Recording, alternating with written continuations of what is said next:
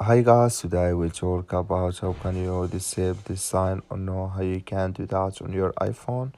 So you just follow this ways and it's going to work with you. All you have to do in first, you just click on settings here. So then it's going to take you to your profile. It's going to show for you like this. Then you go down, just keep going down here. So then you click here on Face ID passcode, you just click on it. So then you come to next here, it's going to show for you like this.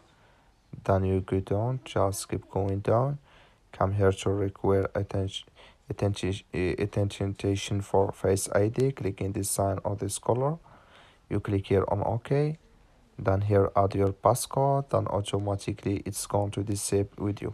That's all you have to do. That's all. Thank you for watching. Don't forget to support us by liking and subscribe.